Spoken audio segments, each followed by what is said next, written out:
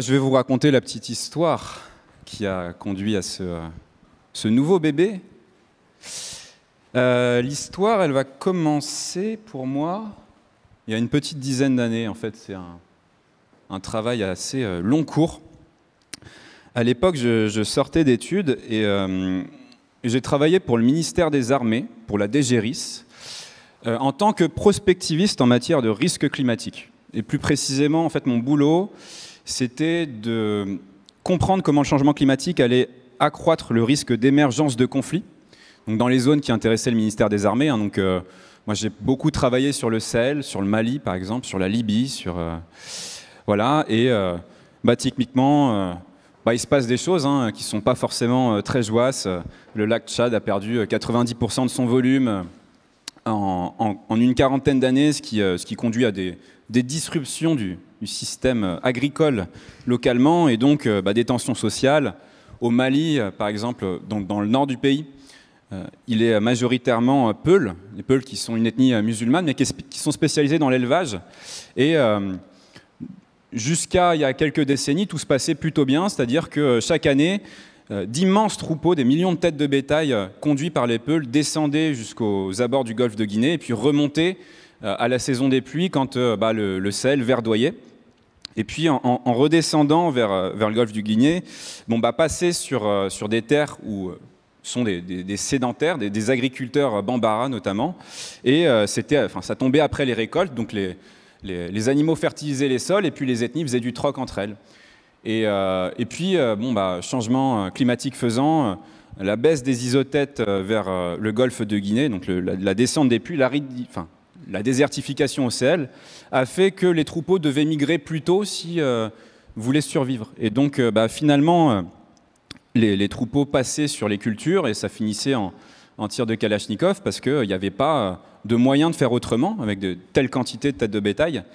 Et puis, on a le politique qui envenime les choses là-dessus par des logiques de clientèle électorale sur fond ethnique. Souvent, le politique qui met de l'huile sur le feu. Ça, c'est une des grandes conclusions qu'on a énoncées pour le ministère des Armées. C'est que souvent, le changement climatique en fait, catalyse des conflits qui sont déjà existants ou déjà larvés et vient les aggraver. Mon patron à l'époque, c'était François Gémen, c'était mon N+1, donc souvent je finissais les notes aussi pour lui, puis qu'on allait les présenter le lendemain au ministère des Armées, puis François avec sa grande voix faisait trembler les murs de la petite salle où on rencontrait les états-majors. Enfin, c'était des bons souvenirs, mais le fait est que c'est pas forcément toujours réjouissant parce que, en gros, on bossait pour le ministère des Armées sur des scénarios prospectifs 2030 sur des sujets aussi sensibles. Ça nécessite d'avoir le nez constamment dans les rapports du GIEC et puis les déclinaisons climato-locales. Donc, c'est pas forcément facile pour le moral. Moi, c'est grosso modo la période où j'ai eu ma petite gifle d'éco-anxiété. On y est tous passés. Et puis, un peu plus tard dans mon parcours chez l'Observatoire Défense et Climat de l'IRIS, j'étais amené à travailler sur la zone Asie-Pacifique, qui intéresse aussi le ministère des Armées. Et je me souviens, on était en juillet, il faisait chaud, j'avais plus envie de bosser. On avait vraiment beaucoup donné sur les rapports d'avant. Puis moi, j'étais à demi écroulé sur mon bureau, en train de regarder des photos d'atoll, parce que en fait, j'avais développé une méthode où, en fait, depuis des images satellites, j'arrivais à identifier grosso modo des zones à risque, et puis je recoupais avec de la presse locale, enfin bref. Et en fait, à force de regarder ces îles magnifiques, et puis nos départements d'outre-mer, polynésiens, etc., à un moment, je me suis dit, ouais, quand même que je fasse un truc, parce que j'ai brassé beaucoup de data.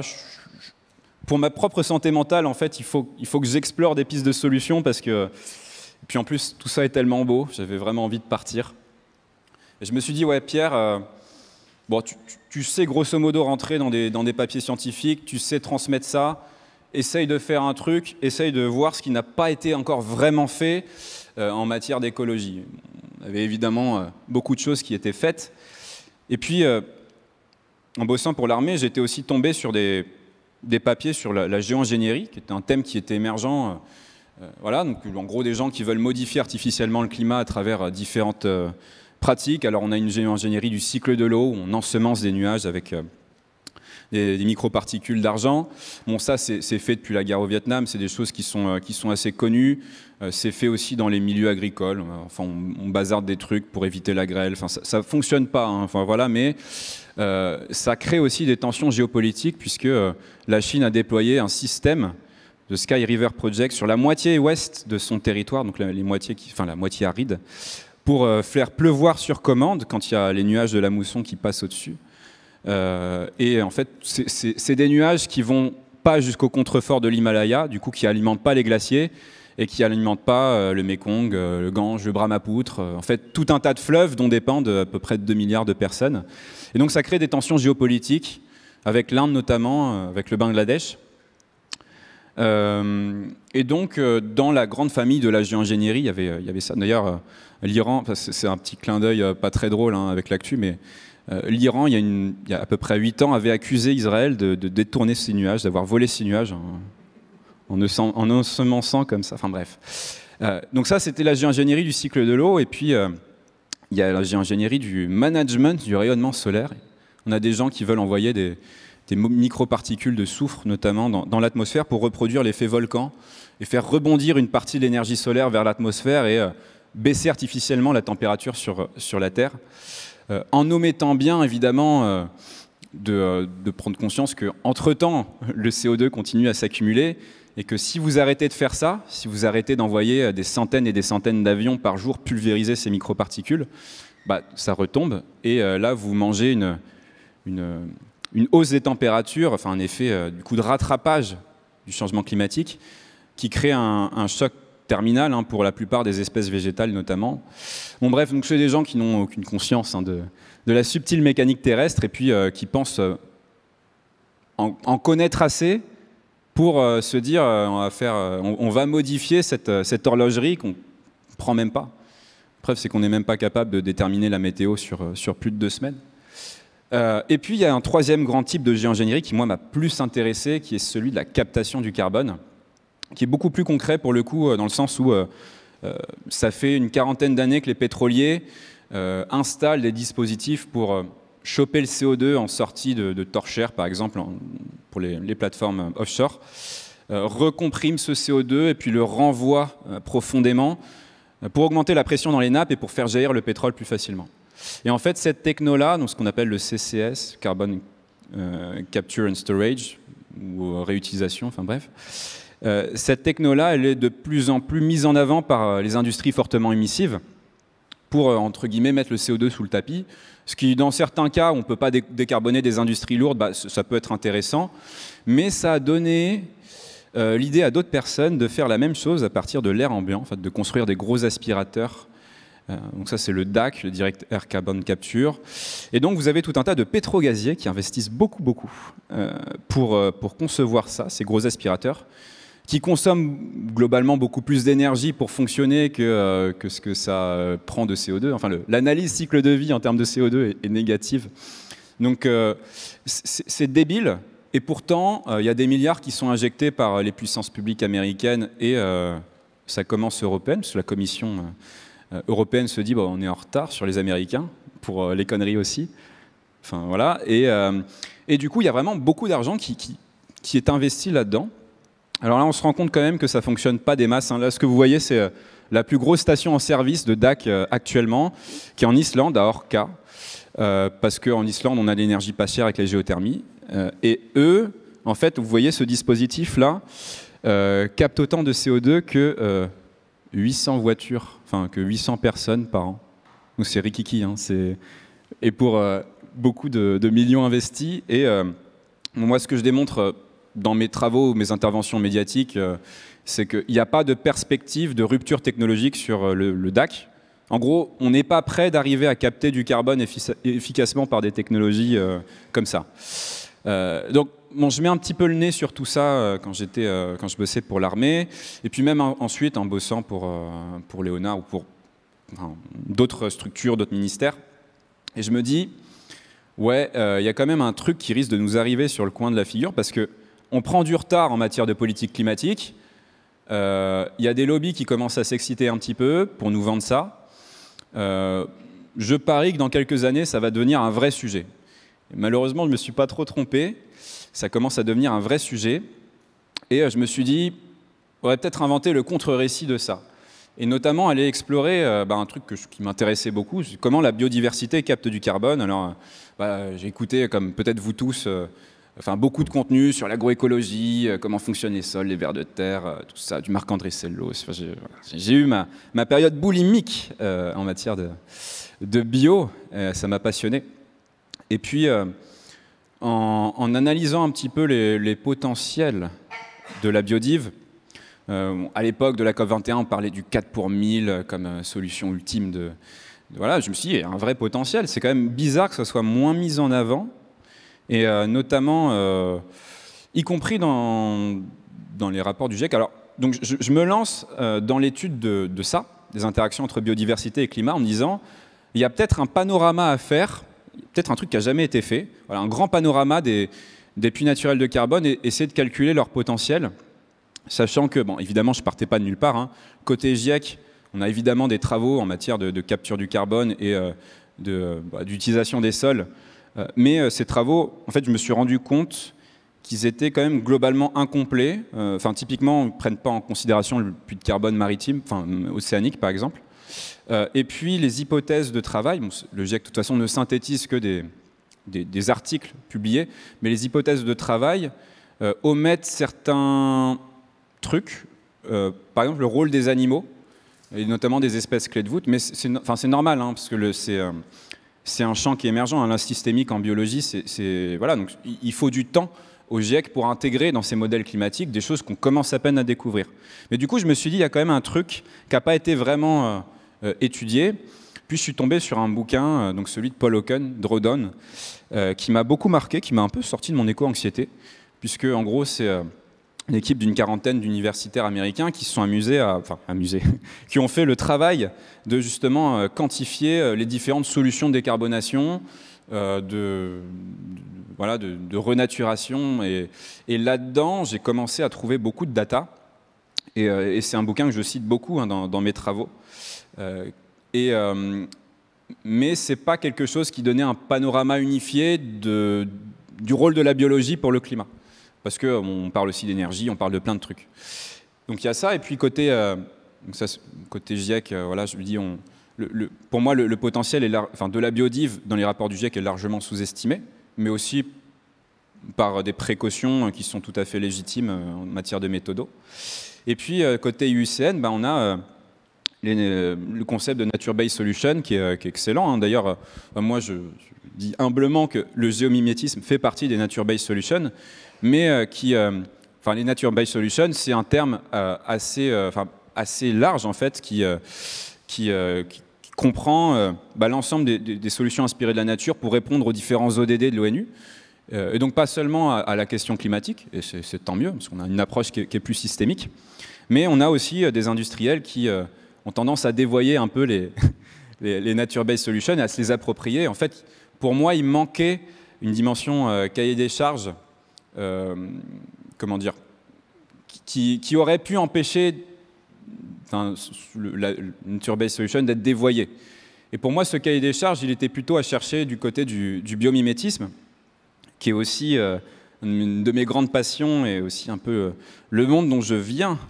Et le biomimétisme, en fait, vous en avez 3 niveaux. C'est les écrits de Janine Benyus qui posent un peu ce cadre conceptuel-là.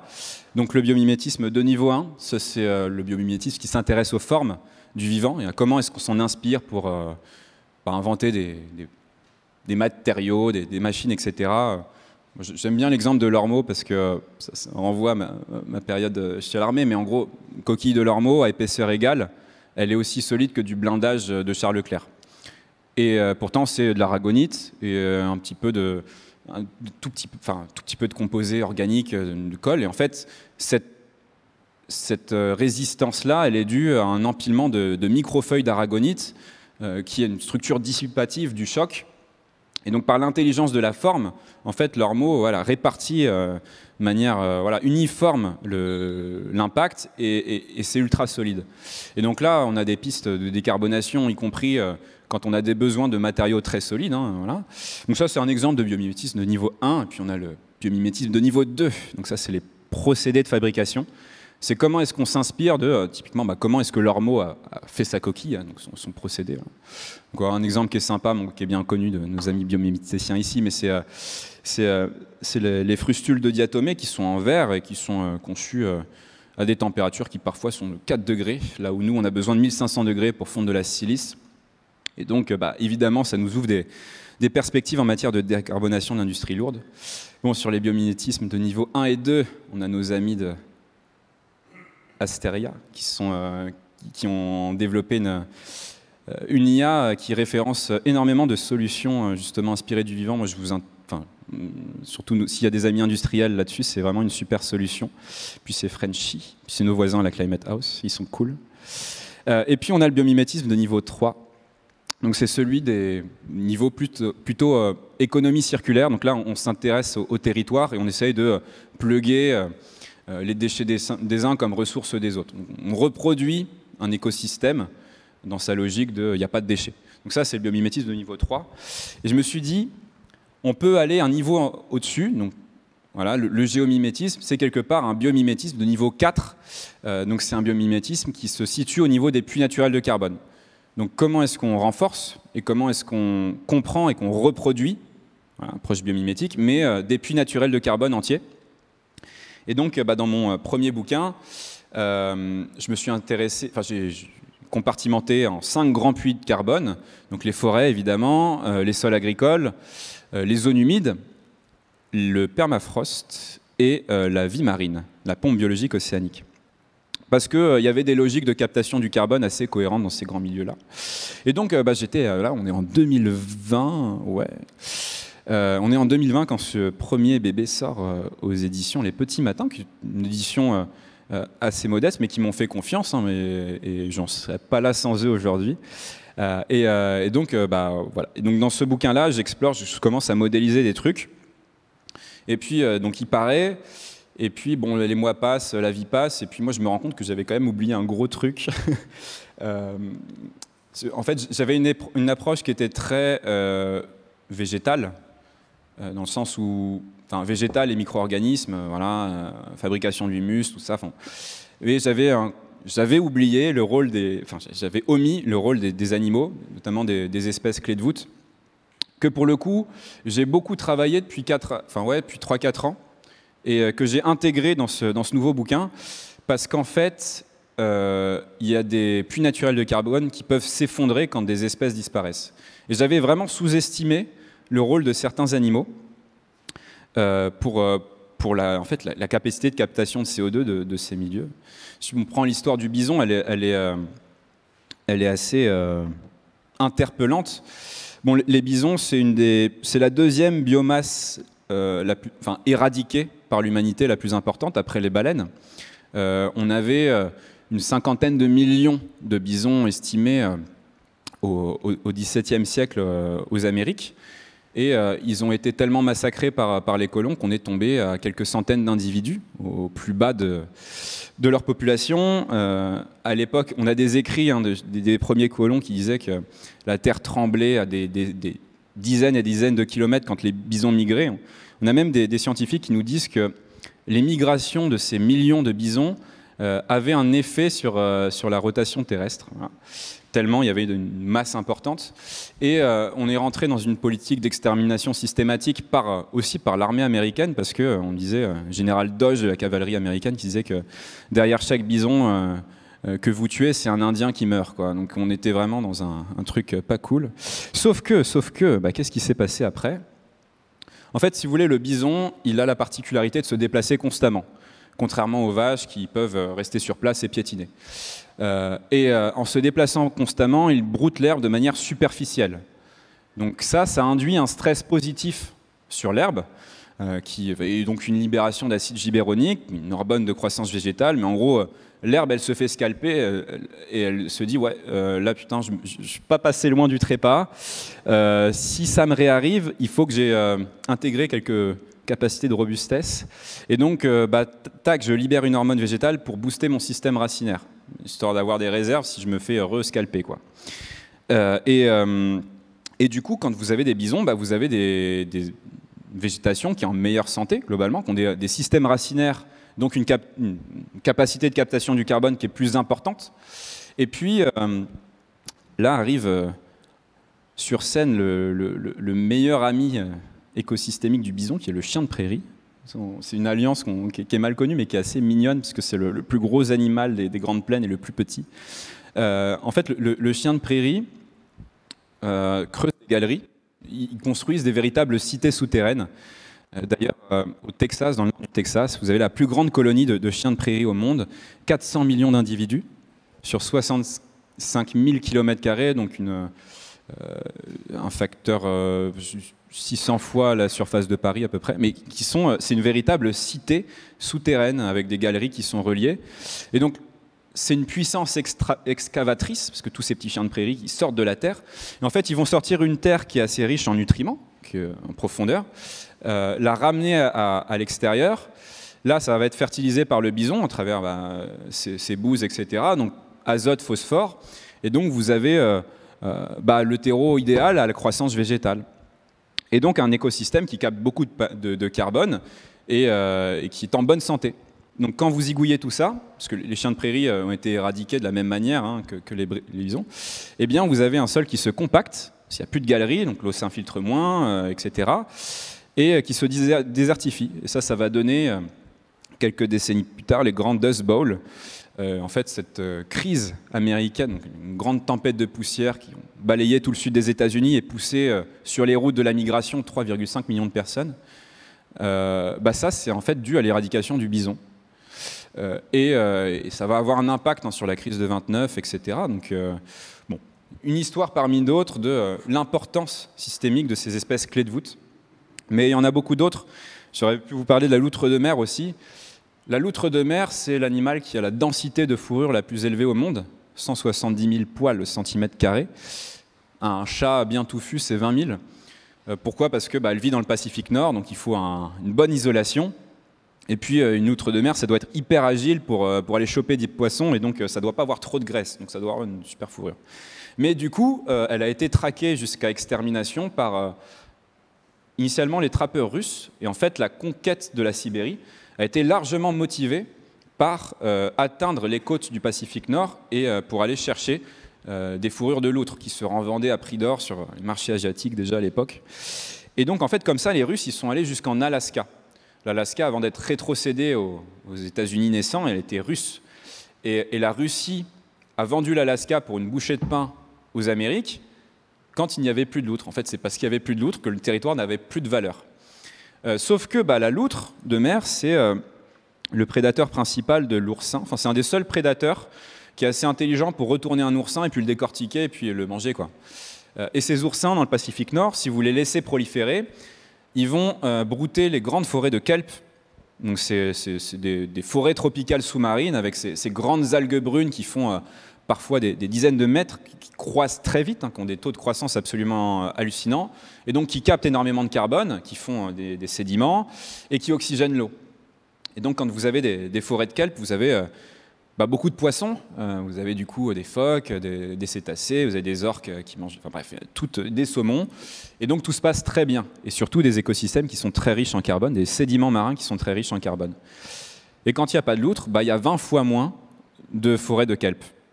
Donc c'est systématique, les oursins se reproduisent et rasent tout par la racine, enfin par les pieds de l'algue, et quand vous avez la loutre, les forêts de kelp reviennent. Et donc, quand vous n'avez pas de loutre, vous avez 10 fois moins de carbone qui sont présents dans les sédiments marins sur ces aires-là. Donc c'est colossal. Donc moi, je me suis amusé à faire des petits calculs de si la loutre revenait sur son linéaire de côte originel, combien de carbone on séquestrerait par an. Et c'est 30 millions de tonnes de CO2, c'est l'équivalent des émissions de 3 millions de Français. En fait, ce bouquin regorge de ce genre de calculs que, visiblement, je sais pas, moi, ça me fait triper. Il y a des calculs assez hallucinants sur l'impact des fientes d'oiseaux de mer et de manchots sur la prolifération du plancton, donc la captation de CO2. Enfin, voilà, bref, un truc un peu nerd, mais moi, ça me fait triper. Et puis, il n'y a pas d'écosystème, enfin, il n'y a pas de puits naturel en bonne santé sans prédateurs et sans écologie de la peur, que ce soit le loup, l'ours, le puma. Le puma, il a un petit record, c'est que c'est le prédateur qui est en interaction avec le plus d'espèces de proies, enfin d'espèces tout court, parce qu'en gros, son terrain de chasse va du Canada jusqu'à la Patagonie, donc il est en interaction avec plus de 500 espèces, sur lesquelles il provoque des changements de comportement. Et donc, quand vous avez des prédateurs dans une zone, les herbivores se déplacent constamment, comme les bisons, hein, donc stressent positivement les plantes, sans les tuer. Alors que quand les carnivores ne sont pas là, les herbivores restent sur place et broutent jusqu'à la racine les arbrisseaux. Bon, c'est l'exemple du Yellowstone qui est très connu avec les loups, voilà. C'est aussi répertorié dans le bouquin. Bref, et donc il nous faut des grands prédateurs. Mais bon, ça permet de donner aussi une autre vision, d'autres arguments sur le rôle des prédateurs. Et puis, bon, je suis allé documenter d'autres trucs un peu moins connus, parce qu'il n'y a pas que...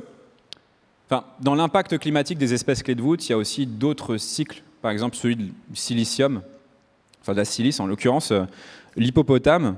Enfin, on connaît le rôle du castor ici, sous nos latitudes, son impact positif sur les cours d'eau, les barrages, etc. Donc, évidemment, je parle des castors. Je fais 2-3 calculs sur l'impact climatique des castors. Mais en Afrique, c'est l'hippopotame qui joue ce rôle d'ingénieur des systèmes hydrauliques. Et l'hippopotame, il a la particularité d'aller manger la nuit des hautes herbes dans la savane, enfin dans la brousse, et de déféquer dans l'eau, mais un purin qui est très riche en silice. Et donc, on estime que dans les cours d'eau où il y a des hippopotames, vous avez 40% de production de diatomées, enfin de phytoplancton en plus, donc 40% de vie marine en plus, de poissons, etc., en cascade trophique. Donc en fait, cet animal-là a un rôle très important. Bon, évidemment, les diatomées, c'est une microalgue, hein, c'est un phytoplancton, ça capte du carbone. Donc, espèce ingénieure parmi tant d'autres. Puis je suis allé. Oui, en fait, le plus gros chapitre dans ce bouquin, il est sur les océans, parce que, encore une fois, moi, mon idée, c'était de faire avancer un peu le schmilblick, donc d'aller défricher des trucs qui n'étaient pas trop. Donc, en fait, sur les écosystèmes marins, on a beaucoup de scientifiques qui travaillent, mais en silo, forcément. Donc, j'ai synthétisé à peu près 150 études différentes sur différentes espèces et leur rôle climatique, etc., pour essayer d'en faire un panorama un petit peu intelligible, et puis des modélisations climatiques un petit peu agglomérées, quoi. Mais il y a pas mal d'histoires sur des animaux marins qui sont mal connus, l'impact climatique du requin-tigre, par exemple, qui pratique l'écologie de la peur sur les dugongs, qui empêche les dugongs de brouter jusqu'à la racine les herbiers marins en Asie-Pacifique. Voilà, des requins pointe noire sur les récifs, et puis bon, des cétacés, parce que ça c'est quand même assez systémique pour le coup. On estime que l'Antarctique a un rôle déterminant sur toute la biologie marine, parce que en Antarctique, vous avez donc c'est une islandise, donc vous avez de la roche en dessous des grands glaciers, et quand les glaciers fondent, ils abrasent cette roche, ils abrasent du fer notamment, et donc quand le printemps arrive, enfin du coup l'automne en Antarctique, eh bien les algues prolifèrent, parce qu'il y a du fer qui est rendu biodisponible, le krill mange ça, et puis ensuite ça nourrit toutes les espèces, les poissons, les manchots et les cétacés. Et donc les cétacés, ils ont la particularité de se nourrir à un endroit et d'aller déféquer parfois très loin, surtout quand ils sont en migration, et donc d'emmener comme ça du fer qui est re-rendu biodisponible, parfois très très loin, en plus de l'azote et du phosphore. Et donc, à chaque fois qu'une baleine défèque sur sa trajectoire de migration ou urine, eh bien, vous avez un bloom planctonique, et donc, à chaque fois, quelques centaines de kilos, voire tonnes de CO2 qui sont recaptés et qui réalimentent comme ça toute la vie marine localement. Puis les cachalots, en fait, ils ont une autre particularité, c'est que, moi j'adore cet animal, j'aurais dû aller plonger avec eux il y a un mois, mais ça ne s'est pas fait à peu de choses près, mais ils ont une autre particularité qui est que, contrairement aux baleines à bosse ou baleines bleues ou baleines franches, qui circulent de manière horizontale, le cachalot, il va se nourrir parfois à 2,5 km de profondeur. Il va aller chasser des calamars dans les abysses. Et donc, il a un rôle de remontée en verticale des nutriments, notamment le fer.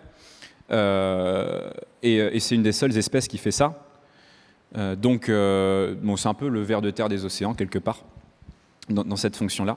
Et un cachalot, un individu, ça vous rend biodisponible une 50aine de tonnes de fer par an. Donc c'est colossal. Je me demande même comment c'est possible en accumulant des calamars, s'il n'y a pas un effet de transmutation chimique, je ne sais pas. Peut-être que l'avenir nous le dira. Et puis on a des espèces moins charismatiques aussi, hein, qui ont un rôle déterminant, parce qu'il n'y a pas de jaloux, mais la savane ne serait rien sans l'alliance du gnou et du bousier, qui a un rôle essentiel dans le cycle de l'azote, hein, pour les sols.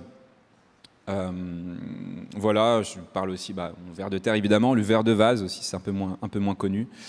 Puis des coquillages, hein, le rôle climatique des bivalves et notamment des huîtres, largement sous-coté aussi. Tout ça, vous le découvrirez dans le bouquin. Bref, donc je compile tout ça, je reprends mes 5 grands chapitres, sauf que ouais, celui sur les prairies, en gros là, ce que je vous racontais sur les bisons, je me dis que l'application concrète de ça pour nous, c'est de faire des élevages en pâturage tournant dynamique. En fait, à chaque fois, à chaque fin de chapitre, je tire aussi des conclusions et des pistes de politique publique bien concrètes, évidemment, sinon ça a moins d'intérêt. Et typiquement, je m'amuse à calculer à chaque fois, bon, si on passe intégralement en élevage pâturage tournant dynamique, combien de pourcentage de CO2 de émissions en moins ça fait par an. Donc si on divise par 2 le cheptel mondial et qu'on a une logique on pousse les vaches à se déplacer constamment et qu'on est en herbage à 100%, c'est fantasmagorique, mais c'est à peu près 9% de nos émissions qui disparaissent, entre ce qui n'est plus émis et ce que captent les prairies. Donc c'est quand même substantiel, sachant que l'élevage aujourd'hui c'est à peu près 14% de nos émissions. Et puis bon voilà, donc j'ai repris mes grands puits naturels de carbone, à commencer par la forêt. Je me suis intéressé aux différents biomes, hein, aux 4 grands types de forêts, boréales, tropicales, tempérées et arides. En incorporant des choses un petit peu nouvelles, c'est-à-dire que je suis allé voir à quel point on avait des ingénieurs agronomes qui arrivaient à reforester du désert, mais parfois hyper aride. Genre en Jordanie, à 400 mètres sous le niveau de la mer, sur un territoire salinisé, vous avez une équipe d'agronomes britanniques qui ont réussi à faire réapparaître une forêt. Enfin, voilà. Donc, en gros, des choses qui nous prouvent que si l'humanité s'y mettait vraiment, il y aurait quand même beaucoup de surface à les reconquérir par des arbres, dans une logique évidemment biomimétique, hein, donc avec différentes espèces, etc. Faire ça bien, sinon c'est pas du géomimétisme. Je vous ai même pas dit, mais en gros géomimétisme c'est le biomimétisme au service de la planète, le système Terre. Et puis du coup c'est l'anti-géo-ingénierie. Enfin bref, peaufiner mes intros la prochaine fois, j'ai rien préparé en fait. Voilà, bref. Donc je m'intéresse aux différents types de forêts. Et puis, donc, je fais mes modélisations. Donc, là, il y a de la data pour le coup. On a des images satellites, des modélisations de l'école polytechnique de Zurich, tout un tas de trucs que j'agglomère. Et puis, évidemment, je traite une question qui est un peu dure, qui est, en fait, on pourrait me rétorquer, ouais, Pierre, t'es sympa, mais les puits naturels, ils ont tendance à s'effondrer sous l'effet même du changement climatique. En France, nos forêts, elles ont perdu la moitié de leur capacité de captation en 10 ans. Évidemment, il y a des phénomènes non linéaires, hein, il y a des incendies, il y a des sécheresses, etc. Mais la tendance n'est pas ouf sous nos latitudes. Et donc, ce que je n'avais pas fait dans le premier bouquin et que j'ai vraiment, pour le coup, creusé dans celui-là, c'est l'importance des forêts elles-mêmes pour le cycle de l'eau et les imbrications cycle de l'eau, cycle du carbone, les cycles du fer, phosphore, etc. Voilà. Avec cette idée que... Est-ce que j'ai une slide là-dessus ? Oui, il me semble. Ouais. Bon, bref, il y a évidemment tout un tas de choses bio-inspirées à faire pour prévenir les méga-incendies. Ouais, c'est le moment où ça part un peu de manière décousue. Donc, pour prévenir les méga-incendies, hein, notamment l'utilisation des chèvres qui ont des effets spectaculaires au Portugal et en Corse pour la prévention des incendies parce qu'elles vont manger une biomasse qui, du coup, ne pourra pas s'inflammer, de buissons, etc. Mais la technologie aussi, hein, maintenant on a des capteurs de plus en plus sophistiqués qui nous permettent d'anticiper, de faire des systèmes d'alerte précoce sur les incendies, donc ça c'est très très bien, j'en parle aussi un peu, parce que tous les incendies qu'on peut éviter, ça je l'ai modélisé aussi, mais c'est tant de tonnes de carbone qui sont moins émises. Bref, mais l'importance du cycle de l'eau et notamment d'effets d'auto-approvisionnement en eau des forêts qu'on connaît mal. Donc on connaît de plus en plus la notion de pompe biotique. En gros, voilà, c'est l'évapotranspiration des forêts et la retransformation sous forme de pluie parce que les forêts émettent des aérosols dans les nuages, ça fait des noyaux de condensation, ça fait pleuvoir. Et donc comme ça, quand vous avez des forêts qui ont une masse critique, comme l'Amazone ou les grands bassins forestiers, eh bien les forêts entretiennent leur propre régime de pluie quelque part. Une goutte qui traverse la forêt amazonienne, par exemple, elle est évapotranspirée et elle pleut 6 fois en traversant. Voilà. On estime que quand vous êtes à plus de 300 km des côtes, 70% des pluies, ça vient de l'évaporation des forêts. Donc ça, c'est de plus en plus connu, mais il y a d'autres phénomènes qui sont moins connus et qui sont notamment liés à une capacité de condensation. L'effet rosé, par exemple, parce que l'air, quand il est chaud, il accumule beaucoup de vapeur d'eau, mais quand il fait froid la nuit, il éjecte cette vapeur d'eau. Mais donc, plus vous avez de forêts qui sont diversifiées sur plein d'étages, avec des buissons, hein, plus vous avez de surface qui peut recueillir cette rosée. Et donc, plus vous avez d'humidité qui percole dans les sols. Et puis, la rosée, elle fonctionne... Enfin, il y a aussi un effet de condensation de par les propriétés endothermiques de la photosynthèse. La photosynthèse, elle crée des grosses molécules avec des petites, elle crée du glucose avec du CO2 et de l'eau. Mais quand vous créez des grosses molécules avec des petites, vous créez davantage de liaisons atomiques. Et donc, vous emprisonnez de l'énergie thermique. Et donc, à la toute fine surface de la feuille, en fait, vous avez des degrés en moins par rapport à la colonne d'air. Et donc, il y a aussi un effet condensation un peu continu, surtout en fin de journée, qui approvisionne comme ça et qui explique que vous avez des forêts de chênes, etc., qui restent bien vertes, même au cœur de l'été, quand il fait très sec. Bref, et donc la conclusion de tout ça, bon, je vous passe les détails, le rôle des champignons aussi dans le cycle de l'eau, ça Marc-André connaît évidemment mieux que moi, mais on estime que les champignons, c'est 50 millions de tonnes de spores émis chaque année, donc vous avez à peu près 1000 spores qui retombent par millimètre carré, cet ordre de grandeur-là. Sauf que ces spores, ils ont aussi des propriétés de noyaux de condensation dans les nuages et d'accélération du phénomène de pluie. Bref, et en fait, la logique de tout ça, c'est si on reforeste fort et vite, on a d'autant plus de chances de créer des forêts qui vont qui vont directement résister aux effets du changement climatique parce qu'elles entretiendront leur propre microclimat. Alors que si vous plantez pas vite et pas fort, en fait, les effets du changement climatique risquent de vraiment trop endommager vos puits de carbone. Donc il faut qu'on s'y mette fort et vite, et quand je dis fort et vite, c'est évidemment pas en sylviculture intensive, hein. Ça c'est pas du biomimétisme, c'est de la géoingénierie pour le coup, la sylviculture intensive, il n'y a pas ça dans le vivant. Et puis donc après, je suis allé explorer les autres grands puits de carbone, un scénario un peu agroécologie à 100%, avec les différents types de grandes cultures, combien de tonnes ça séquestre, quelle part ça peut prendre dans nos scénarios climatiques, donc j'ai fait les calculs. Pareil, si on remet en eau des zones humides qu'on libère, des terres agricoles qu'on libère parce qu'on diminue la portion d'élevage, combien de CO2 ça peut recapter? Parce que l'avantage des zones humides, c'est que le processus de turbogénèse, donc création de la tourbe, il redémarre vite. Donc ça, c'est assez facteur d'espoir aussi. Donc il y a tout un tas de trucs sur les tourbières, les marais, etc. Je me suis intéressé au permafrost aussi. En fait, cette idée de combien il faudrait de grands animaux pour protéger le permafrost, les hypothèses Zimov, je ne sais pas, pas pour ceux qui connaissent, mais en gros, quand vous avez des troupeaux de rennes, mais aussi de yaks, de bœufs musqués, pardon, de grands herbivores sur les surfaces de toundra, eh bien, ces animaux ils doivent se nourrir en hiver. Donc ils grattent la neige pour aller chercher le lichen, les herbes, etc. Et en grattant la neige, ils enlèvent la neige, qui est un isolant thermique, parce que la neige, c'est plein d'air. Et donc ils exposent le sol à au vent sibérien qui sont à moins 40, moins 50. Et donc quand vous avez des animaux dans la toundra, vous avez des sols qui refroidissent beaucoup plus en profondeur et qui ont une masse d'inertie thermique qui fait que les sols, le permafrost, font beaucoup moins au printemps et en été. C'est un effet assez significatif.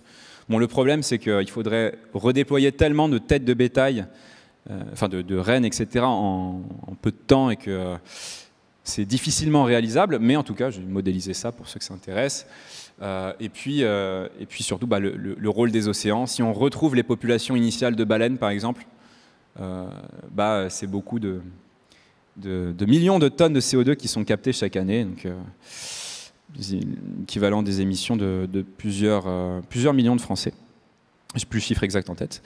Mais voilà, donc ça, je me suis amusé à faire tout ça pour démontrer ce truc-là. Donc en fait, ça c'est un scénario géomimétisme à 100%. Donc c'est un scénario un peu toute chose égale par ailleurs, hein, fantasmagorique de demain l'humanité se met à renforcer tous les puits naturels de carbone selon les préceptes du géomimétisme. Donc on reforeste sur une surface maximale, on passe intégralement à l'agroécologie, etc. Eh bien si on faisait ça en une quinzaine d'années, c'est le temps de croissance initiale des arbres, etc., on pourrait arriver à un taux de séquestration de CO2 qui représente à peu près 70% de nos émissions annuelles à l'instant T. Donc c'est énorme. En fait, ça comprend pour plus de la moitié ce qu'on n'aimait plus. Parce que par exemple, quand on n'abîmerait plus les forêts, on déforesterait plus, on les protégerait des méga incendies. Donc ça c'est voilà. Et puis à moitié, c'est des tonnes de CO2 que vous allez choper en plus en reforestant, enfin voilà, en remettant dans le sol. Donc ça, vous avez une trentaine d'années où vous êtes sur ce taux, à peu près 70% l'équivalent de nos émissions. Et puis ensuite, ça redescend parce que vous saturez vos puits de carbone, en partie. Ça redescend plus doucement. Donc ça, c'est mes petites modélisations. Voilà. C'est pas très important pour moi que ça soit hyper exact. Ce qui est important pour moi, c'était juste de démontrer un ordre de grandeur maximaliste, mais qui réintègre le rôle de tous les grands animaux, de tous les puits de carbone, en fait de la biodiversité dans son maximum de puissance. Voilà. Et donc ma démonstration, c'était juste qu'en fait c'est colossal, et que si je vous montre donc ça c'est le SSP 1.2,6 du GIEC, hein, donc ça c'est le scénario, plus 2 degrés en 2100. Et donc dans le scénario du GIEC, on atteint le net zéro à peu près un peu avant 2080. Et puis ensuite, on a du carbone qui est stocké en plus parce qu'on on est vraiment sorti des fossiles et puis on a reforesté, etc. Donc dans ce scénario-là, les puits naturels de carbone, c'est à peu près 15% du scénario de l'ampleur du scénario du GIEC. Et en fait, moi, je me suis dit, donc ça, c'est la jambe de lutte contre le changement climatique qu'on connaît, hein, sortie des fossiles, c'est la priorité absolue, parce que c'est 70% de nos émissions annuelles, les fossiles.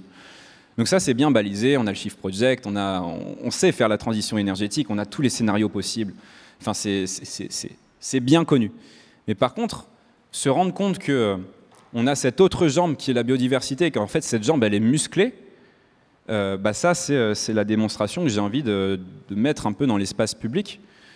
Et donc, quand on couple les deux scénarios, parce que c'est ça qui est intéressant, c'est de se dire, si on sort des fossiles le plus vite possible, tel qu'on devrait le faire selon les accords de Paris, etc., plus on opère le scénario géomimétisme à pleine puissance, sachant que l'objectif, c'est de ne pas séparer climat et biodive, évidemment, mais c'est aussi de ne pas séparer atténuation du changement climatique et adaptation. Parce que quand vous avez des puits naturels costauds, des forêts en bonne santé, c'est un cycle de l'eau qui est régulé, c'est des sécheresses qui sont mieux absorbées, pareil en agroécologie, enfin bref. Bref, donc en gros, ce scénario-là, donc scénario SSP 1.2 du GIEC plus géomimétisme maximal, ça fait qu'on atteint le net zéro en 2043. Donc encore une fois, c'est fantasmagorique. Évidemment, c'est du toute chose égale par ailleurs. Mais ce que ça dit, c'est que en 2100, on a réintégré une masse significative de carbone dans les sols et dans les sédiments marins, etc. Et qu'on revient à une zone de sécurité climatique qui est en fait 2010. Enfin, les années 2010-2020, et donc un réchauffement qui est contenu à plus 1,3 degré.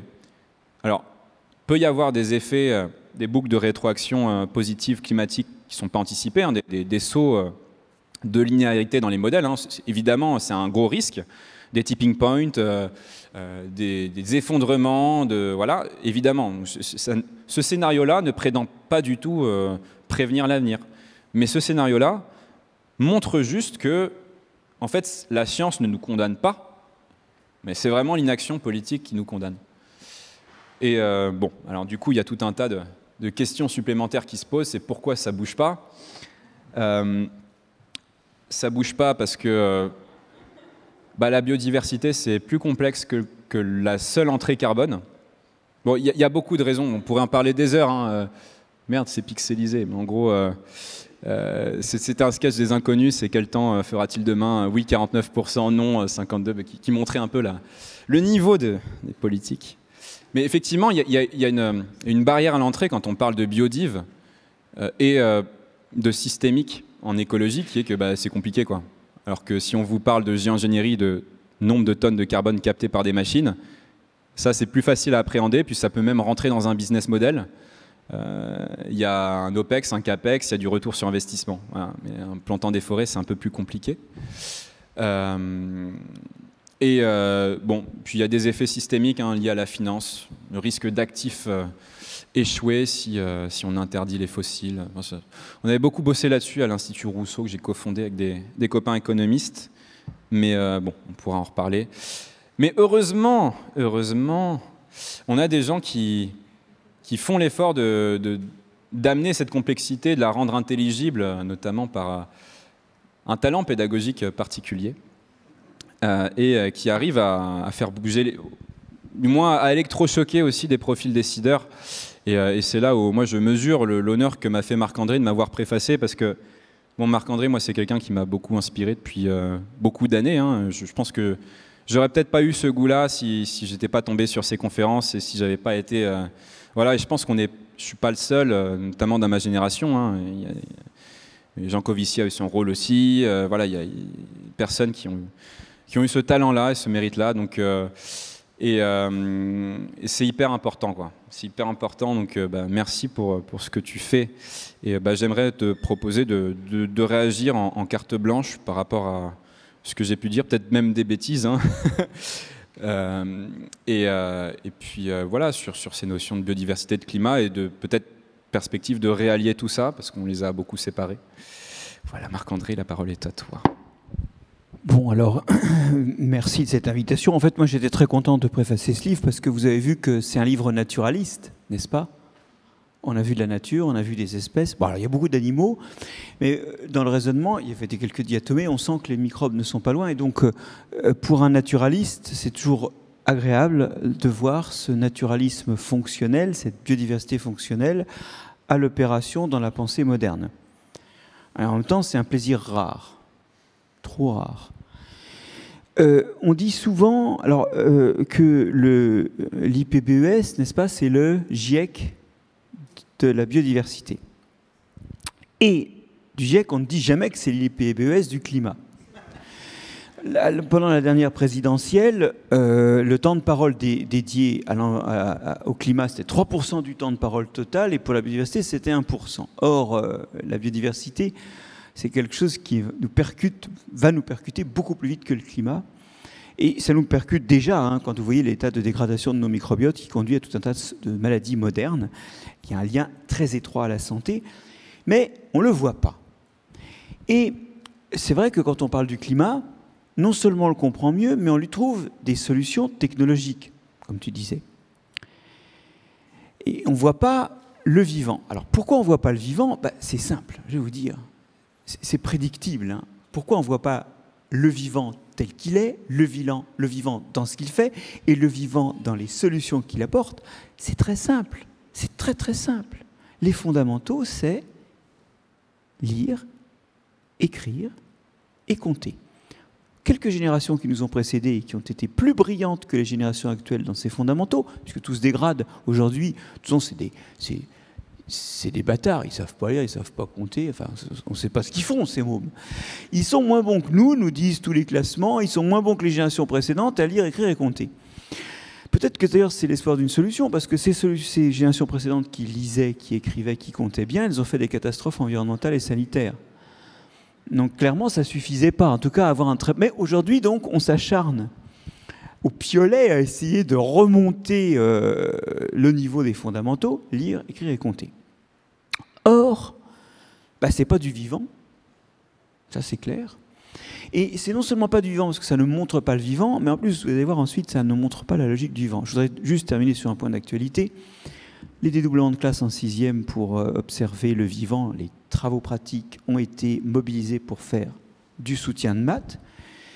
On crée, c'est une annonce que vous allez voir passer très prochainement en 6e et en 3e, des options sciences renforcées avec des maths, de la physique et de la chimie. Pas de SVT. pas de science du vivant. C'est pas une science, hein. Désolé, hein, c'est pas de la science, ça. C'est juste la voie de l'avenir, donc je ne sais pas comment ça s'appelle, mais visiblement, c'est pas de la science. Donc, on est en train de persévérer, et au fur et à mesure que s'érode notre capacité à mobiliser certains outils mathématiques ou linguistiques, on s'acharne à les introduire aux jeunes comme un solfège au lieu de les incarner dans des disciplines où, eh ben, on ne peut pas étudier le vivant sans savoir écrire. Et vous avez vu qu'il n'a pas arrêté de compter. Donc, si on étudie le vivant, très rapidement, on va être obligé et peut-être motivé à le faire. Et peut-être en comprenant mieux ce que ça veut dire et ce que ça fait de lire, d'écrire et de compter. Mais ce n'est pas tout. Bien sûr, il y a ce problème de l'obstruction de l'enseignement par plus un corps professoral est grand, plus il pèse sur le système pour avoir plus d'heures, plus il est petit, moins il pèse sur le système, moins il a d'heures. Ce qui est en train d'enterrer nos enfants dans la réitération des anciens fondamentaux. Mais il y a plus. Et je voudrais insister là-dessus parce que ça, c'est une autre idée importante. C'est la complexité. L'efficacité de la physique, de la chimie ou des mathématiques, elle est dans la réduction de complexité. Et personne ne nie cette efficacité, puisque, je vous dis, on peut la mettre au service de la compréhension du vivant, et d'ailleurs, sans elle, on ne comprend pas le vivant. Mais x égale 2, quand on a résolu l'équation, c'est vrai ou faux. Toutes les sciences de l'ingénieur convergent vers l'idée qu'il y a une chose à appliquer dans un contexte problématique donné. L'orthographe d'une phrase est bonne ou fausse. La vie n'est pas bonne ou fausse, juste ou fausse. C'est plus compliqué. C'est probablement vrai, probablement juste. Et on ne peut pas être certain parce que c'est tellement complexe qu'on ne peut bien sûr absolument pas tout dominer. En d'autres termes, l'étude du vivant est le prélude à la prise de conscience qui a aussi des logiques de réseau qui rendent floues les certitudes, probables les certitudes. Et cette capacité de naviguer dans le probable et pas l'exact à coup sûr, ça peut faire dire que les sciences du vivant ne sont pas une science exacte, mais moi je m'en fous de l'exactitude. Parce que ce que je vois, c'est qu'à trop poursuivre l'exactitude, nous avons perdu la rectitude, c'est-à-dire la capacité d'avancer droit. Et ça, c'est un truc qu'il va falloir qu'on étudie, c'est cette capacité d'utiliser le réseau du vivant, et ce mot est un mot que j'emprunte à Rachel Carson. Parce qu'elle avait vu qu'effectivement, quand tu prends un pesticide, tu bousilles l'insecte dont tu ne veux pas, mais par ailleurs, évidemment, il y a des balles perdues. Pourquoi ? Parce que une action, plusieurs conséquences dans un réseau. Et effectivement, on s'est débarrassé des indésirables, mais de plus que ça. D'ailleurs même, c'est pas tout à fait fini parce qu'on a encore des émeutes, hein, mais on s'est presque débarrassé des agriculteurs parce qu'ils ne sont pas en très bonne santé. Ça n'a pas parfaitement marché, il en reste. Pas beaucoup, hein. Ça fait partie de la biodiversité qui s'efface doucement, l'agriculture. Hein. Je suis grinçant là, mais ce que je veux dire, c'est qu'une des balles perdues, elle était pour nous hein, dans l'usage des pesticides. Et c'est ce que dit Rachel Carson, parce qu'elle voit bien la logique de réseau. Elle est écologue de formation, c'est une écologue marine. Et donc, il y a cette idée qu'en travaillant sur un réseau, non seulement il y a plusieurs, chaque action a plusieurs conséquences, évidemment, hein, mais qu'en même temps, si vous visez un but, vous pouvez actionner plusieurs leviers. Ce qui fait que finalement, enterrer un peu de CO2, peut-être bien, pourquoi pas on peut très bien enterrer un peu de CO2 en Islande, mais l'idée, c'est d'avoir plusieurs méthodes et pas de chercher la méthode. Bon. Je vais vous donner un exemple. Dans les méthodes qui permettent de stocker du carbone, il y a le fait de faire des haies. Bon, c'est évident qu'on ne va pas se contenter de faire des haies pour stocker du carbone, mais 1 kilomètre de haies mature, avec de grands arbres, c'est quand même un stock sur pied de 100 tonnes par kilomètre, hein, de 100 tonnes. Et quand vous coupez régulièrement, vous faites du bois de coupe que vous pouvez... Alors, bon, vous pouvez faire de l'énergie avec, mais vous pouvez aussi le mettre en petits morceaux, le mettre au sol pour faire des couvre-sols. Ça vous évite localement d'utiliser des herbicides.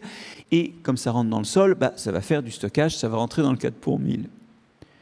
Mais la haie, c'est pas juste un problème climatique, ça réduit la propagation des maladies d'un champ sur l'autre de 84%, ça fracture le sol profond et ça permet à l'eau, quand il pleut beaucoup, de rentrer plus en profondeur et de faire plus de stock pour l'été. Été qui est sec, mais avec une haie, ça soufflera moins, il y aura moins de stress thermique en surface.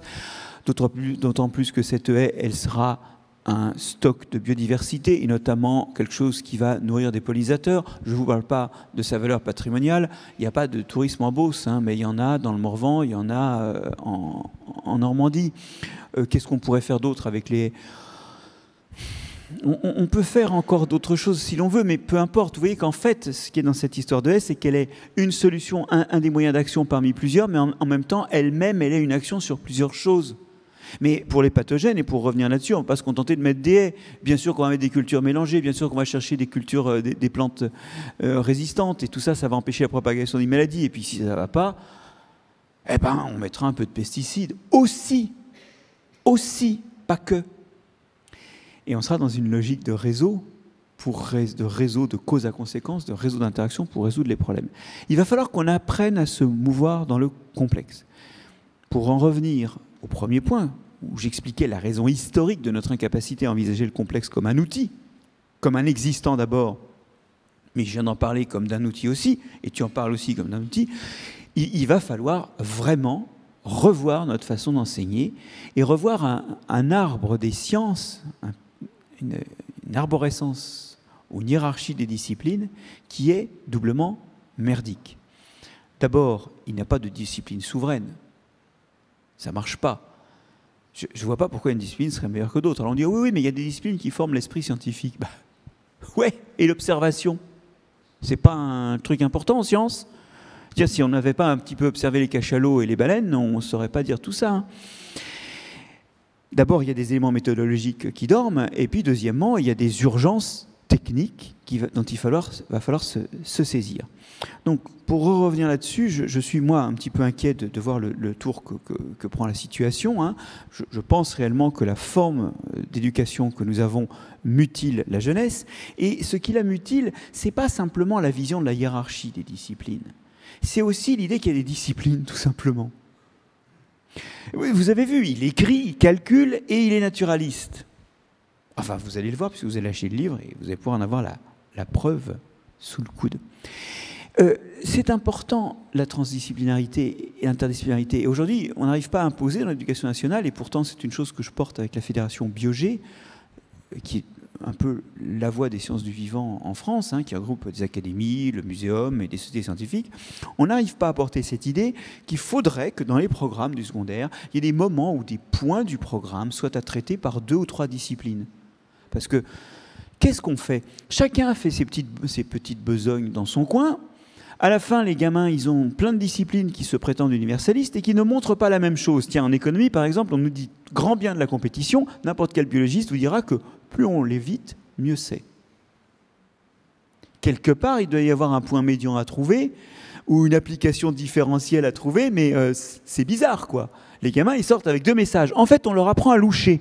Alors, pour ceux qui regardent au premier plan, là, ceux qui sont devant moi, ils doivent réaliser ce que ça fait de lait. On leur apprend à loucher aux gamins, c'est-à-dire à voir plusieurs images d'une réalité unique.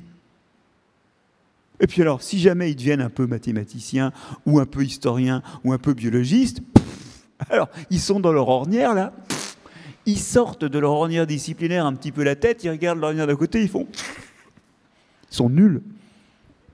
En fait, on crée des citadelles intellectuelles, et en fait, il faudrait les abattre. Et en fait, il y en a qui les abattent. C'est toi, par exemple. Et ça, c'est vraiment important. Il va falloir qu'on arrive à être interdisciplinaire, à casser l'idée qu'il y a des champs de compétences différents. Et peut-être que, justement, on va, du coup, en cascade, revenir sur cette hiérarchie qu'on a plus ou moins entre nous des disciplines. Parce que, finalement, toutes les disciplines sont esclaves d'une autre discipline. Vous y êtes ? Quelque part, les maths sont ce sur quoi je monte quand je fais de la biologie, parce que je me sers de ça pour aller plus haut. Vous y êtes? Et donc, on ne peut pas mettre les maths au-dessus de la biologie. Et inversement, on ne peut pas mettre les sciences sociales en dessous des sciences exactes. Parce que si on fait des sciences exactes, c'est pour faire tourner une société. Et si vous voulez, il y a vraiment cette idée que si vous voulez vraiment une image des hiérarchies entre les disciplines, prenez cette illusion d'optique, vous savez, de l'escalier qui monte, et puis quand on a monté, on est au début de l'escalier, on continue, vous y êtes. Toutes les disciplines sont outils des autres et utilisés par les autres, et ça, c'est quelque chose qu'on doit offrir à nos enfants, c'est finalement incarné dans le domaine des connaissances, ces idées de réseau, d'interdépendance et de complexité dont je vous disais qu'elles existent dans la nature.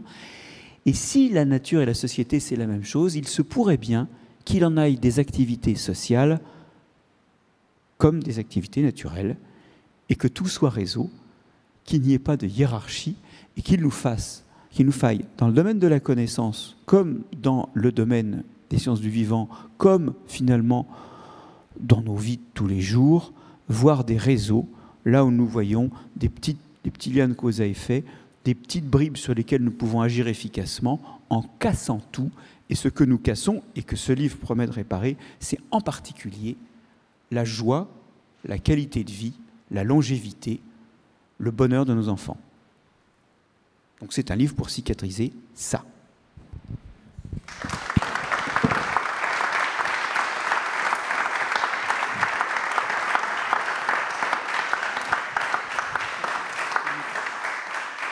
Ben merci Marc-André, c'est top. Voilà, on va être synthétique. On va peut-être prendre quelques questions, à profiter de cette ambiance familiale. Il y a 2 micros ici. Non mais on avait prévu le coup. Est-ce qu'il y a quelqu'un qui veut bien se dévouer pour faire micro-keeper? Bon, Alcidiane, tu es désignée. Ouais, t'es volontaire, donc c'est bon. Non, c'est bon, Chloé, on va faire ça. Voilà. Est-ce que quelqu'un a une question pour Marc-André, pour moi?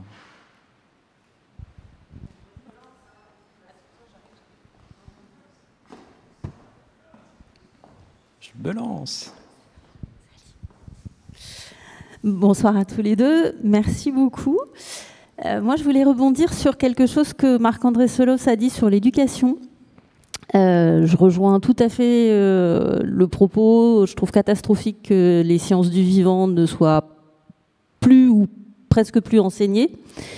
Et aussi sur l'espèce de hiérarchisation des disciplines, alors que finalement chacune doit servir l'autre. Et je voulais juste vous raconter un échange que j'ai eu avec un directeur de collège dans lequel était mon fils, que j'avais été voir parce qu'en fait moi je m'intéressais à l'époque en me disant est-ce qu'on ne pourrait pas changer l'éducation, le mode de l'éducation, et dire qu'en fait on travaille, on enseigne les différentes disciplines à travers une thématique dans l'année. En commençant par exemple par l'alimentation quand les enfants sont petits, en se disant l'énergie, et en regardant l'énergie, en se disant l'énergie on peut l'aborder sous un angle physique, chimique, mais biologique aussi, comment se sont constitués les fossiles. On fait de la géographie, on fait de l'histoire, on fait plein de choses à travers simplement un seul thème. Et j'en avais parlé avec lui, et lui m'avait dit qu'il avait fait une espèce d'expérience pédagogique quand il était proviseur dans l'Oise, d'un collège dans une zone défavorisée. Et en fait, il s'était rendu compte que justement, les disciplines étaient complètement enseignées en silo. Et donc, il avait retravaillé pour dire, on fait en sorte au moins dans le programme que toutes les notions qui sont nécessaires pour un apprentissage aient été vues avant. C'est beaucoup plus de travail, mais ça avait marché super bien. Et je trouverais vraiment super qu'en fait, dans vos réflexions, des gens comme ça aussi, vous puissiez les rencontrer, parce que je pense qu'ils peuvent être des petits passeurs de relais pour justement pour faire en sorte que ces choses-là bougent. Voilà, merci encore. Je disais, j'étais un peu longue.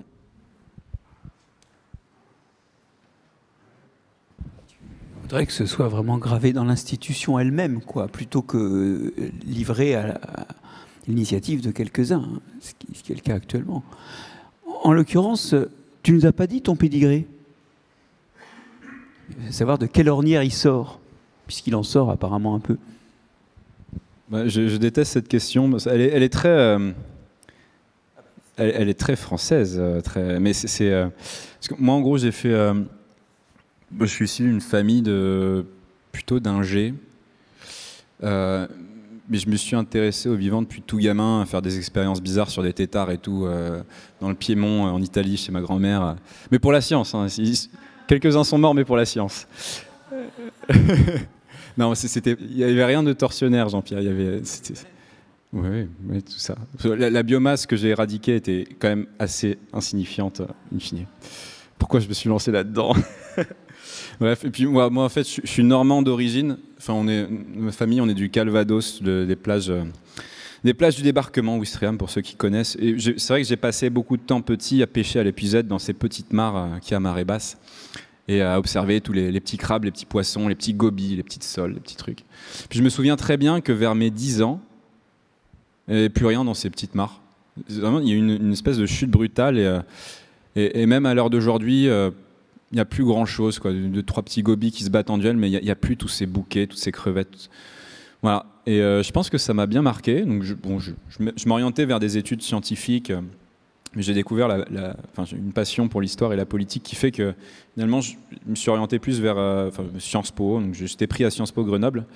Et en master, je suis retourné sur mes amours scientifiques avec un double cursus avec l'École Polytechnique de Grenoble, enfin Sciences Po et École Polytechnique de Grenoble. C'était un des premiers masters qui étaient sciences dures et sciences molles ensemble. Sur Grenoble, ils ont toujours été assez en avance sur ça. Et donc c'était le master qui était technique, sciences et décision. On avait des cours au CEA, en bio, etc. Et donc ouais, j'étais très heureux dans ce master. Donc voilà, j'en suis sorti. Mais après, je pense que quelqu'un qui est autodidacte et passionné peut largement... voilà, voilà pour mon pédigré. Other question, il y a Guillaume et puis... Merci beaucoup.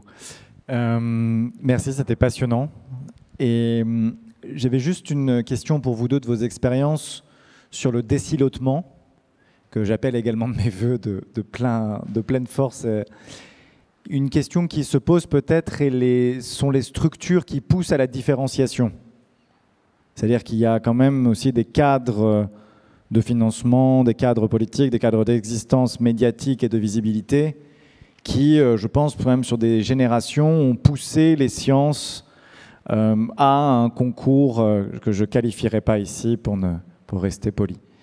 Et il y a ici un enjeu, je crois, je rejoins tout à fait ce qui vient d'être dit, peut-être de recommencer par de l'expérience issue des acteurs d'enseignement de terrain, plutôt que de repasser par l'interacadémique ou l'action politique. Et je serais très heureux de savoir si dans vos expériences géomimétiques et scientifiques et pratiques, vous aviez des expériences à nous transmettre, réussies de désilotement, qui, pour vous, incarnent par le concret, justement, ce dépassement d'ego et de savoir-faire silotique. Merci.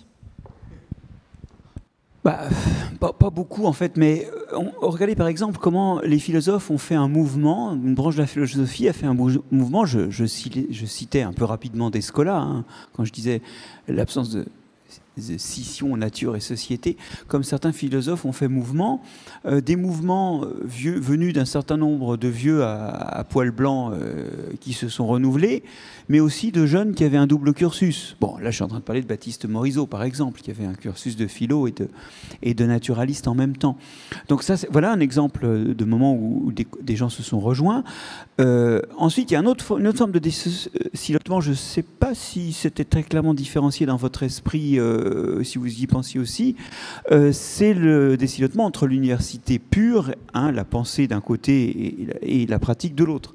Et ça, c'est aussi assez difficile, mais je sais que moi, les futurs profs de bio que je forme, je les emmène dans des exploitations agricoles, voir comment on fait du fromage, comment on fait du vin. Alors, c'est pas le même jour, c'est dommage techniquement, mais ce que je veux dire par là, c'est que ça reste quand même un truc où les gens disent « Ah ouais, tiens, oui, c'est bizarre. » Bon.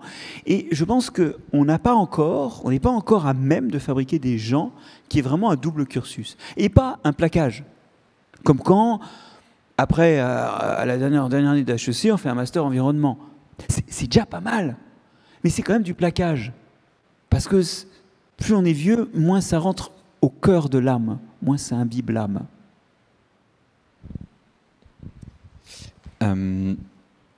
Moi, j'ai quand même j'observe une tendance qui me préoccupe un peu, c'est que bon, on est tous pro-pluridisciplinarité maintenant, tout le monde a compris qu'il fallait désiloter, etc. Tout le monde porte ce discours.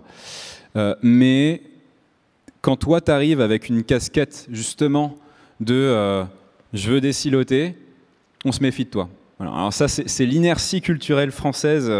Voilà, mais moi, ça a été très, très dur, par exemple, de passer sur France Culture. Enfin, j'y suis passé, finalement, mais parce que, voilà, c'est ton pédigré, en fait, t'es expert de quoi? De quoi t'as un PhD mais la pluridisciplinarité, c'est fondamental. Donc, et je le vois même dans les gens qui me demandent mon pédigré, parce que moi, je revendique être un autodidacte pur, quoi. Je ne me parle jamais de mes études, mais là, si vous demandez, Pierre, cite-nous un truc que tu as retenu de Sciences Po, il n'y a rien qui vient, même en info de base, quoi. Peut-être 2-3 trucs en histoire et encore. Bref, donc, bon, ça, c'était le premier truc. Et le deuxième, en fait, moi, là, ce que tu as dit, Marc-André, ça m'a fait penser à une méta-analyse du CNRS qui est sortie il n'y a pas très longtemps. En fait, on a une équipe du CNRS qui a conduit une compilation de plus de 200 travaux de recherche partout dans le monde sur quel est le lien entre nature, connexion à la nature et bonne santé et bonheur. Ouais, salut. Et donc, il y a 148 études corrélatives qui ont été compilées par cette équipe-là, qui montrent que plus votre degré de connexion à la nature est fort, plus vous êtes en meilleure santé mentale et physique, mais plus vous êtes apte à vous engager pour le climat et la biodiversité. Et ça, c'est une première partie de l'étude. La deuxième partie de l'étude, vous avez une cinquantaine d'études, pour le coup, expérimentales, qui ont été rapatriées par ces experts, qui montrent que, en fait, votre degré de proximité à la nature, degré dépend du temps d'expérience en conscience que vous faites dans la nature. Donc en gros, vos balades en forêt, vos méditations en pleine conscience en nature, etc. Par opposition à ce que vous apprenez de manière empirique. C'est-à-dire que les conclusions de ces études-là, c'est en fait vous transmettre de la connaissance, ça ne va pas augmenter votre degré de connexion à la nature. Ça va augmenter plein de trucs, peut-être que ça va déclencher. Voilà, mais il n'y a pas de corrélation directe. La corrélation est moins forte que l'expérience. Voilà, le fait de mettre le corps dans l'équation, et je ne sais pas si tu as peut-être le vécu, tu as peut-être un truc à rebondir là-dessus. Bon, puis ensuite, il y a tout un tas de travaux passionnants sur comment, par nos 5 sens, la nature induit ça, à travers la vue, l'odorat, on en respire des phytoncides quand on est en forêt, ça régule la sérotonine. Je pourrais vous parler de ça pendant longtemps, mais... Other question, peut-être une dernière, et puis ensuite on va passer aux réjouissances. Alors, Florent Coureau, merci beaucoup pour cette super présentation. J'ai une question qui est peut-être un petit peu abstraite, mais c'est vraiment, j'adorerais si vous m'aidiez à avancer là-dessus. J'ai un problème de visualisation. Visualisation entre une représentation des choses que j'appellerais physiques, c'est les grands cycles physiques, le carbone avec des puits, des choses qui émettent. Et puis là, il y a des causes à effet qui nous font tourner le cycle et on le voit bien. Maintenant, il y a vraiment des dessins du cycle du carbone qui sont bien représentés. Le biologique, on peut le voir de plusieurs manières. On peut voir les chaînes trophiques qui sont toutes simples. C'est une ligne droite avec je mange qui et je suis mangé par qui. Et tu as montré, Pierre, que les prédateurs, ça avait un rôle important.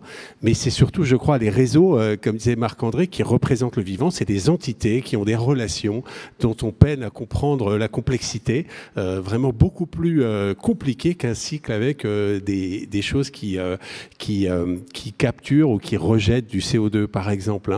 Et je ne veux pas dire que la physique est plus simple, je crois qu'il y a des physiciens, mais c'est pas ce que je veux dire. Mais la question que je pose, je trouve extrêmement louable le projet de rapprocher la question des puits de carbone, donc une question plutôt physique, du monde vivant. Ça, c'est magnifique. Mais comment est-ce qu'on peut réconcilier un dessin en réseau d'un écosystème avec un cycle tel que celui du cycle du carbone visuellement? C'est ce que j'arrive pas à voir.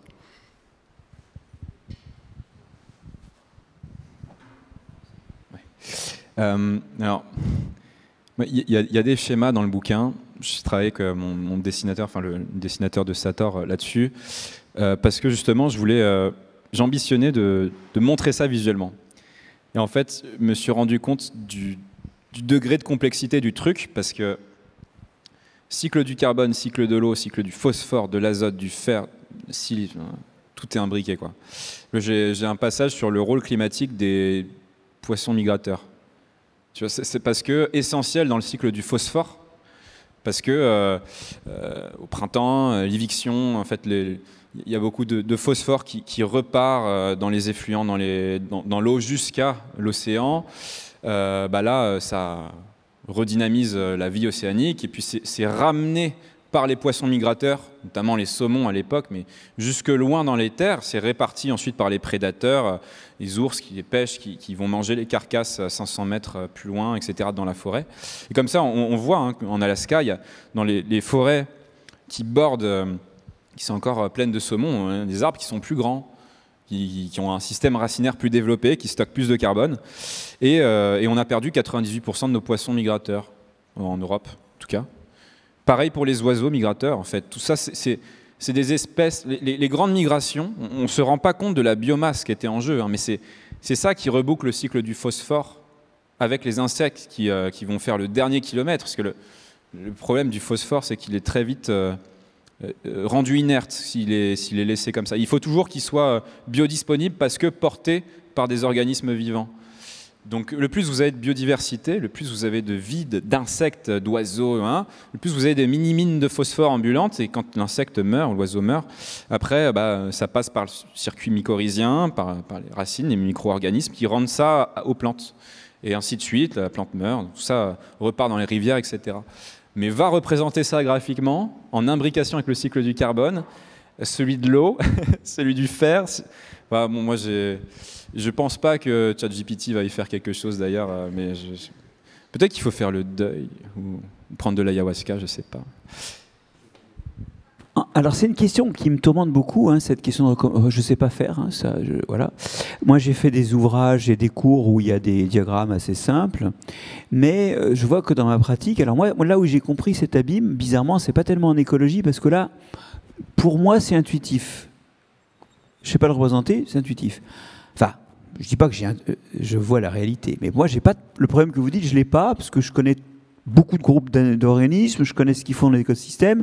Donc moi, quand on me dit consommateur, je vois bien que l'herbe, consommateur d'herbe, il n'y a pas juste la vache, il y a aussi tous les champignons parasites et les champignons décomposeurs qui mangeront les morceaux dans les crottes, et que tout ça, c'est les consommateurs de l'herbe quand même. Je les vois, je connais le prénom de certains, et j'ai même passé des soirées avec quelques-uns d'entre eux à les étudier pour essayer de leur donner un nom, quand j'étais petit et que je faisais de la mycologie. Pour être plus sérieux, là où moi j'ai eu le même problème, c'est aujourd'hui au labo, nous on fait de la transcriptomique, c'est-à-dire qu'on a tous les ARN messagers, c'est-à-dire tous les gènes qui s'expriment, tous les métabolites détectés par des méthodes chromatographiques, d'un tissu, d'un partenaire avec ou sans l'association à l'autre, et ça fait un fichier bien fait, il fait 1 million de lignes et autant de colonnes. Et donc, moi j'ai eu un thésard qui m'a dit « je pars en Bretagne, je reviens quand j'ai tout lu ». Et il a fait des très bons papiers, mais il était en début de carrière, il n'avait pas d'administration à faire, il n'avait pas d'enfants à nourrir, et il est allé lire ses tableaux. Et il en a effectivement extrait une image, mais c'est qu'un extrait. Il a fait une publication remarquable. Félix, c'est un des pères des greniers d'abondance, pour ceux qui connaissent. Félix, c'est un génie, mais moi, j'étais pas génial, hein. Et j'ai rien compris à ce que je voyais. Et donc, ce que je me demande, c'est si on ne touche pas le fait qu'en réalité, notre esprit n'a pas la complexité nécessaire à comprendre ce qu'est le vivant profondément, et si la béquille de l'IA n'est pas à ce stade-là nécessaire, parce qu'elle va remplir des fonctions que nous ne remplissons pas. L'IA, c'est une merde, parce que ça remplit des fonctions qu'on a, et ça met des gens au chômage, comme les traducteurs, par exemple. Mais là, par contre, c'est peut-être le truc qui peut nous aider à voir des choses. Et on voit de plus en plus d'articles où, dans les jeux de données, l'IA sert à extraire des motifs, à extraire des choses. Mais en fait, pour terminer, je me demande si, quand on le conçoit bien, le vivant peut être représenté et même concevable. Ça m'évoque, tu as parlé d'intuition, mais à mon avis, quand on s'intéresse un petit peu au fonctionnement du cerveau, qu'on comprend à quel point l'inconscient est puissant par rapport au conscient, tu dis cette complexité-là, elle est peut-être pas saisissable par le conscient. En gros, par seconde, votre cerveau conscient, il traite 40 bits d'informations, là où votre inconscient, il en traite 1000 fois plus. Votre inconscient, c'est votre pilote automatique. C'est cette espèce de disque dur où vous avez tous vos sens qui transmettent de la data. Et heureusement, c'est traité par quelque chose, un inconscient, qui permet que vous soyez largement en pilote automatique. Vous imaginez s'il fallait conscientiser tous vos mouvements. Voilà. Bon, on n'aurait pas fait long feu dans la savane. L'inconscient est largement plus puissant que le conscient. Et l'inconscient, son langage, c'est l'analogie. L'inconscient, cerveau archaïque, système limbique, système reptilien, etc. L'inconscient, il associe une image à une émotion. C'est ça son langage. C'est l'analogie. Parce que quand on voit un tigre, il faut tout de suite l'associer à un coup d'une émotion, un coup de cortisol, de noradrénaline, parce qu'il faut... Voilà. Ça, c'est l'animal en nous, mais qui est largement dominant. Le cerveau conscient, le cortex préfrontal, il arrive bien plus tard dans l'évolution. Donc peut-être que pour saisir la complexité du vivant et de toutes ces interactions-là que consciemment on ne peut pas modéliser, mais peut-être que passer par d'autres mécanismes, peut-être plus inconscients, peut-être que ça se cultive aussi, peut-être que ça se muscle, peut-être qu'une balade en forêt en pleine conscience vous plante plus de graines que la lecture d'un rapport très compliqué sur...